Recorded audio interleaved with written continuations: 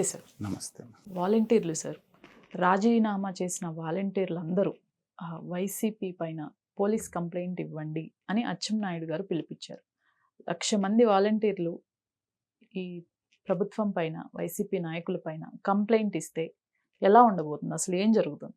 అంటే ఇప్పుడు అచ్చెన్నాయుడు గారి విషయం కనుక మనం తీసుకుంటే, దాంట్లో మీరు ఎవరైతే మిమ్మల్ని బెదిరించో, భయపెట్టో, లేకపోతే మభ్యపెట్టో రాజీనామా చేయమన్నారు, చేయించారు, వాళ్ళ మీద కేసు పెట్టి రండి అంటానికి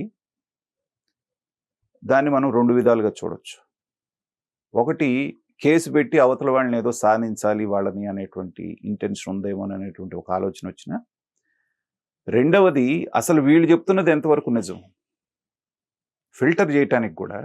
ఇప్పుడు మొన్నటిదాకా వాళ్ళకి పనిచేసినటువంటి వాళ్ళు ఏమీ లేకుండా ఇదే మాట చెప్పొస్తారు, మాదేం లేదు సార్ తప్పు, వాళ్ళు అన్నారు చేసామంటే మిమ్మల్ని తీసేసుకున్నారు అనుకోండి యాజ్టీస్గా, వాళ్ళు మళ్ళీ స్లీపర్ సెల్స్ లాగా వాళ్ళకే పనిచేస్తే వాళ్ళు కూడా ఈ ట్యూషన్ చెప్పి పంపించవచ్చుగా, ఇలా అంటే మీరు జారినేస్తారా అని చెప్పేసి అని.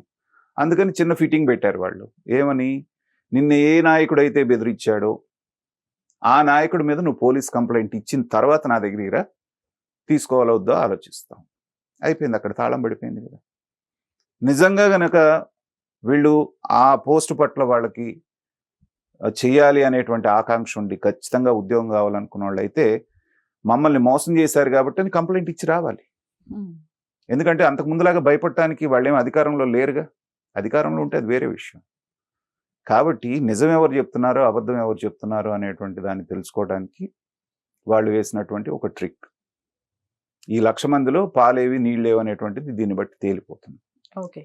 అయితే అసలు విషయం ఎక్కడ జరిగింది అంటే, వీళ్ళందరినీ మొదటి నుంచి ఏం చెప్పారు, మీరు మా కార్యకర్తలు, మిమ్మల్ని మేము మా కరుణలతోటి మా యొక్క దీంతో మిమ్మల్ని నియమిస్తున్నాం, మా దయతో మీకు ఒక 5,000 ఇస్తాం, మీరు మా కార్యకర్తలాగా పనిచేయాలన్నారు.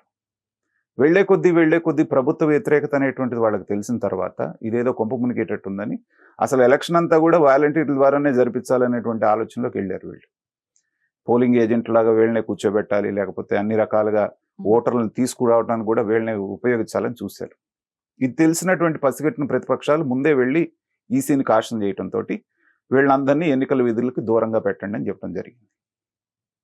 దాంతో ఏం చేయాలో పాల్గొన్నటువంటి వీళ్ళు ఏం చేశారంటే, మీరందరూ రాజీనామా చేసేసేయండి, మీరు ఈ 4 రోజుల పాటు 2 నెలల్లో మా కోసం పనిచేయండి, ఆ ఇచ్చే 5,000 మేము ఇస్తాం, అవసరమైతే ఇంకా ఎక్కువ ఇస్తాం, ఇంటింటికి మా గురించి ప్రచారం చేసి వాళ్ళని తీసుకొచ్చి ఓట్లు వేయించండి, మళ్ళీ వచ్చేది మన గవర్నమెంటే కాబట్టి మీరు మళ్ళీ వచ్చేసి చేరిపోవచ్చు అని చెప్పేసి వాళ్ళని ప్రలోభ పెట్టారు.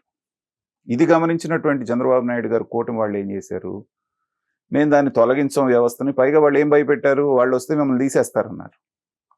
దానికి కౌంటర్గా వీళ్ళు ఏం చేశారంటే, మేమేం మిమ్మల్ని తీసేయం, పైగా మీకు 10,000 జీతం ఇస్తాం, మీరేం తొందరపడి రాజీనామా చేయాల్సిన పని లేదనగానే 1,00,000 మంది రాజీనామా చేస్తే ఇంకా 1,50,000 మంది రాజీనామా చేయకుండా అలాగే ఉన్నారు. వాళ్ళు ఎవరైతే ఉన్నారో వాళ్ళందరినీ అలాగే కంటిన్యూ చేస్తాము, అయితే దాంట్లో కూడా ఫిల్టర్ చేస్తాం అంటున్నారు. ఇప్పుడు మొదట్లో ఏమన్నారు, వ్యవస్థను కొనసాగిస్తామన్నారే కానీ ఇలాగే కొనసాగిస్తామని చెప్పలేదు. ఒక పరిమితమైనటువంటి ఒక మినిమం క్వాలిఫికేషన్ అనేది పెట్టి, అది లేనటువంటి వాళ్ళని పక్కన పెట్టేసి వాళ్ళకు కూడా మళ్ళీ ట్రైనింగ్ కొంత ఇచ్చేసేసి స్కిల్స్ డెవలప్ చేసి ఈ ఒక్క పనే కాకుండా సమర్థవంతంగా వినియోగించుకోవాలి అనేటువంటి ఆలోచనలో ప్రభుత్వం ఉంది. ఇంకా దీంట్లో సంతోషించదగ్గ విషయం ఏంటంటే, ఈ వాలంటరీ వ్యవస్థ మూలాన పంచాయతీరాజ్ వ్యవస్థ అనేది పూర్తిగా దెబ్బతినిపోయింది. ప్రజల ద్వారా ఎన్నుకోబడ్డటువంటి సర్పంచ్ కానీ, గ్రామ సర్పంచ్ ఎవరైతే ఉంటారో అతనికి ఏ రకమైనటువంటి అధికారం వీళ్ళ మీద కంట్రోల్ లేకుండా పోయింది వాలంటీర్స్ పైన.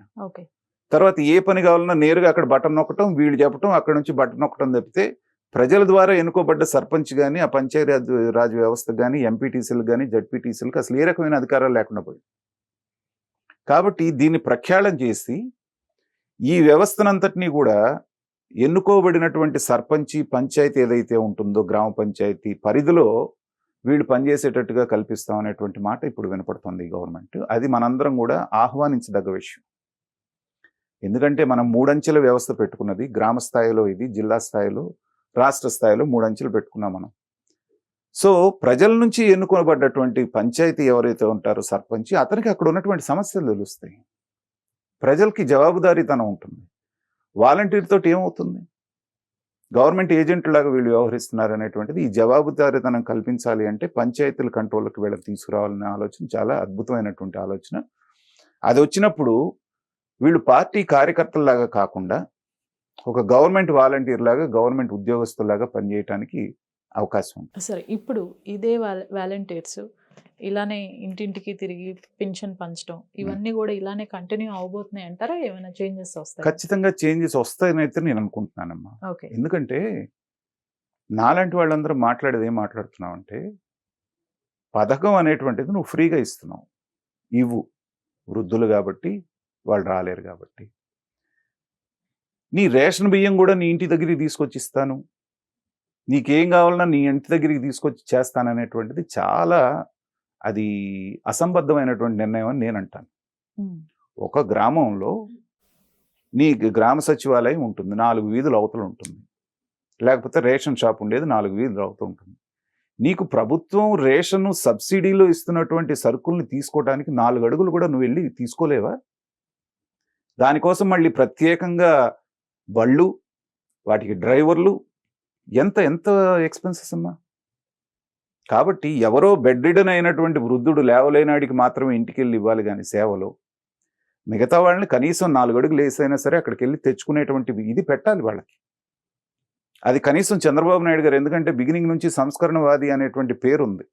ప్రజల్ని వాళ్ళ కాళ్ళ మీద వాళ్ళు నిలబడి సెల్ఫ్ సస్టైన్డ్, సెల్ఫ్ రిలయంట్ అవ్వాలి అనేటువంటి భావంలో ఉన్నటువంటి వ్యక్తి. కాబట్టి ఈ వ్యవస్థలో ఉన్నటువంటి అవలక్షణాలన్నిటిని క్లియర్ చేసి సరైనటువంటి పద్ధతిలో వాలంటరీ వ్యవస్థను ఉపయోగించుకుంటారనేటువంటిది మనం చూడాలి. ఇందాక మీరు అన్నట్టుగా కేసులు పెట్టమన్నది, కేసులు పెట్టి వాళ్ళని ఏదో సాధించాలనేటువంటి దానికంటే కూడా వీళ్ళని వడపోయటానికి వాళ్ళు వాడినటువంటి ట్రిక్గా నేను అనుకుంటున్నాను. All right sir, thank you. Thank you.